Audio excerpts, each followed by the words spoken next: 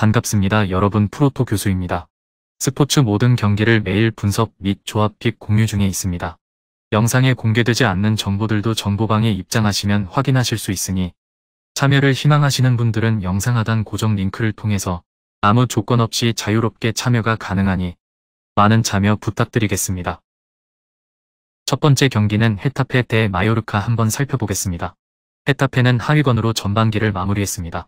다만 승점을 따내는 모습은 꾸준히 보여주고 있는데 10월 14일부터 치러진 5경기에서 무패를 기록하면서 지지 않는 저력을 잘 보여주는 모습이었죠. 올 시즌 헤타페보다 득점이 적은 팀은 엘체와 카디스 두 팀에 불과한 상태, 롱볼 비중이 상당히 높아 공격 전술이 단조로운 편이고 지난 시즌 주포 역할을 잘 해주었던 위날도 집중 견제를 당하면서 지난 시즌의 포스를 보여주지는 못하고 있죠. 그나마 위날의 공중볼 능력은 유효해 세트피스 상황에서 상당히 위협적인 장면을 많이 만들고 있지만 오픈 플레이 상황에서 득점을 만들어내는 능력은 부족하다고 할 수 있을 것입니다. 키케 플로레스 감독 부임 이후 팀의 컬러가 적극적인 압박으로 바뀌었고 강팀인 레알 마드리드를 상대로도 멀티 실점을 허용하지 않는 등 수비적으로 버티는 능력은 하위권 팀 중에서는 가장 좋은 팀이라고 할 수 있습니다. 마요르카의 공격도 헤타페와 비슷하게 롱볼과 세트피스 위주로 이어지고 있어 오픈 플레이에서의 수비 방법도 어렵지 않을 것입니다. 마요르카는 지난 시즌 강등권 경쟁을 하던 팀이라는 점을 감안하면 현재 마요르카가 보여주고 있는 순항은 놀라울 정도입니다. 아기레 감독의 전술적인 역량이 빛을 발했는데 공격력을 다소 포기하더라도 수비력에 역량을 집중하면서 실점을 상당 부분 줄이고 있는 것이 통하고 있습니다. 론 이강인의 온더블 능력으로 중앙 빌드업을 시도하는 빈도도 있긴 하지만 이강인 역시 팀의 기조상 수비에 투자하는 시간이 길어질 수밖에 없죠. 마요르카의 득점력은 앞서 언급했던 헤타페보다 딱 한 계단 위인데 사실상 빈공에 시달리는 것은 두 팀이 같다고 할 수 있을 것입니다. 발리엔트가 빌드업에서는 도움을 주지 못하고 있지만 신체 능력을 바탕으로 수비에 도움을 주고 있으며 코페테의 기량은 올 시즌이 1부 리그에서의 첫 시즌이라는 것이 믿기지 않을 정도입니다. 발리엔트가 이번 경기에서는 카드 징계로 인해 출전할 수 없지만 주장인 라이오가 터프함으로 이를 메울 수 있고 특히 라이오는 제공권에서 압도적인 모습을 보이기 때문에 헤타페의 롱볼 위주 빌드업을 막을 적임자라고 할 수 있습니다. 저득점 양상의 경기가 예상됩니다. 두 팀이 빌드업을 대부분 롱볼에 의존하고 있어 빈공에 시달리고 있는 상황이기 때문입니다. 마요르카가 수비적으로 헤타페보다 근소하게 좋은 모습을 보여주고 있기 때문에 한 골차 싸움으로 간다면 마요르카가 다소간의 우위를 점할 수 있을 것으로 보입니다.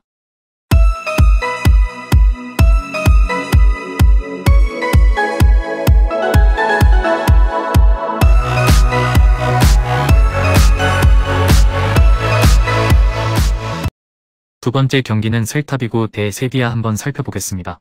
셀타비고는 강등권 턱밑까지 순위가 떨어진 상태입니다.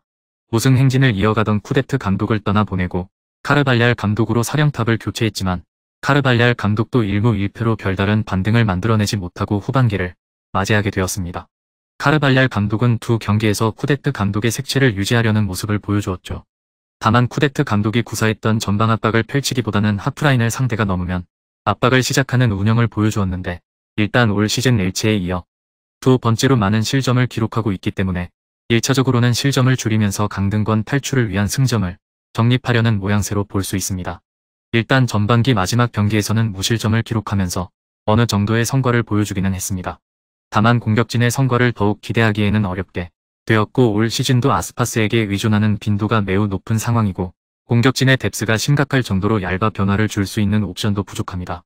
세비야의 수비가 지난 시즌보다 큰 폭으로 떨어졌음을 감안해도 아스파스가 맡기게 되면 힘을 쓸 수 없는 팀의 공격 뎁스를 고평가하기에는 어렵다는 것이 중론입니다. 세비야는 강등권에 위치한 채로 전반기를 마쳤습니다. 지난 시즌 레알 마드리드와 우승 경쟁을 했던 팀이라고는 믿을 수 없을 정도의 추락이죠. 특히 지난 시즌 철통 같은 단단함을 자랑했던 수비가 너무나 큰 폭으로 좋지 못해진 것이 치명적입니다. 올 시즌을 앞두고 카를로스, 쿤데를 모두 타팀으로 떠나보낸 영향이 상당한 상황입니다. 바이엘은 미넨에서 니안주를 데려오는 등 공백을 메우기 위해 최선을 다했으나 현재 수비진의 부상자가 상당한 상황이라 수비 구성을 만드는 것조차 난관에 부딪힌 상황이죠. 엔네시리가 후반기에는 반전을 만들 수 있을지 주목해야 합니다. 월드컵에서 2골을 기록하면서 전반기 클럽에서 보여주었던 최악의 폼보다는 나은 모습을 보여주기도 했죠. 세비야 입장에서 전방 자원들의 부활은 매우 절실한 요소인데 전방 뎁스의 부족으로 인해 라멜라를 원톱으로 사용하는 고육지책을 사용하기도 했기 때문입니다. 로페테기 감독 시절에는 공격수들이 고립되는 모습이 자주 보였기 때문에 전술적으로 문제가 있었다고 볼 여지가 있었지만 산파울리 감독 부임 이후에도 득점력 부족으로 이내 고전하는 페이스라 전방 자원들의 전반적인 폼이 매우 떨어져 있는 상황으로 보는 편이 낫습니다.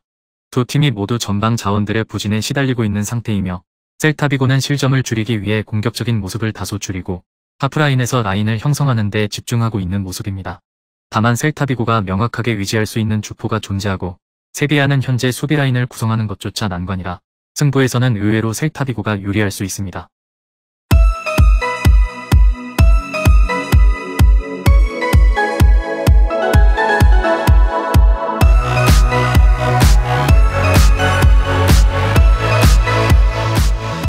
마지막 세 번째 경기는 카디스 대 알메리아 한번 살펴보겠습니다. 카디스는 강등권에 위치해 있지만 무시할 수 없는 저력을 가지고 있는 팀입니다. 의외로 강팀들의 발목을 자주 잡는 모습을 보여주기도 했는데 올 시즌에도 아틀레티코를 3대2로 잡고 베티스를 상대로 0대0으로 비기는 모습을 보여주기도 했죠. 세르히오 곤잘레스 감독 부임 이후 팀 컬러가 상당히 끈적해졌다는 평가고 시즌 초반에는 실점 제어가 잘 되지 못했지만 라인을 낮추고 수비를 단단히 하는 방식이 중하위권 팀을 상대로는 효과가 상당했습니다. 올 시즌 10위 이하의 팀을 상대로 멀티 실점을 기록했던 경기는 단 2번뿐. 공격적인 팀 컬러로의 변화를 위해 올 시즌을 앞두고 감독을 교체했지만 올 시즌도 여전히 공격보다는 수비에 더 강점을 보이고 있습니다. 미드필더진의 기동성이 느린 상황이기 때문에 라인을 높였다가는 카운터에 휘둘릴 가능성이 높아 어쩔 수 없이 라인을 내리고 대응하는 것으로 볼 수 있는 상태입니다. 때문에 35세의 마리의 팀 비중을 줄이고 에메테리오 위주의 중원 구성을 짜고 있지만 중원 싸움에서 밀리는 경우가 많아 여전히 득점력은 리그 최하위권에 머무르고 있습니다. 알메리아는 기복이 심한 시즌을 보내고 있습니다. 원정에서 극도의 약세를 보이고 있는 것이 원인인데 올 시즌 아직 원정에서 승리를 거두지 못하고 있는 상황이죠. 물론 원정에서 한 경기를 제외하면 모든 경기를 자신들보다 순위가 높은 팀들을 상대했음은 감안해야 하지만 공격에서의 정교함은 상당히 떨어지는 편입니다. 특히 파이널 패스의 성공 확률이 매우 떨어지는 편으로 원정에서는 이 때문에 슈팅 전환율이 3%에 그치는 모습을 보여주기도 했죠. 홈에서는 무득점 비중이 14%인 것에서 알 수 있듯이 수세적으로 운영하는 타입은 아니지만 원정에서는 유독 크로스나 패스의 강약 조절이 되지 못하는 모습입니다. 그나마 최전방에서는 21세의 영건 투레가 새로운 옵션으로 떠올랐다는 것이 위안인데 1대1 상황에서의 대처는 최악 수준입니다. 특히 11라운드 비아레알 전에서 허용한 라스트 미니골에서는 상대의 로빙 스루 패스가 자신들의 박스 안으로 들어갔음에도 불구하고 수비진들이 반응조차 하지 못하는 모습이었죠. 300을 구성하면서 유사시에는 라인을 최대한 낮추는 시스템을 구성하고는 있지만 일단 박스 안으로 공이 들어가는 순간에는 위험한 상황이 많이 연출될 수 있습니다. 카디스가 최악의 공격진을 가지고 있음에도 알메리아의 수비진을 높게 평가하고 싶지는 않습니다. 카디스가 우세한 흐름으로 갈 수 있는 경기입니다. 물론 카디스의 공격 성과는 매우 좋지 못하지만 중하위권 팀을 상대로는 끈끈한 조직력으로 실점을 최소화하면서 어느 정도의 저력을 보여준 상황이고 알메리아의 원정 성적과 공격에서의 정교함이 떨어지는 편입니다. 금일 경기들은 이렇게 알아보았습니다. 좀 더 다양하고 많은 정보를 원하시는 분들은 영상 하단 댓글에 링크 클릭 후 문의하시면 아무런 조건 없이 정보방 입장 가능하니 입장하셔서 정보 받아보시길 바라겠습니다. 그리고 영상에서 리뷰하지 않은 디테일한 정보와 조합픽은 매일 교수 정보방에서 공유하고 있으니 꼭 참여해보시길 권장드리며 이번 영상은 여기까지 하겠습니다. 시청해주셔서 감사드리며 늘 여러분들의 건승을 기원합니다. 감사합니다.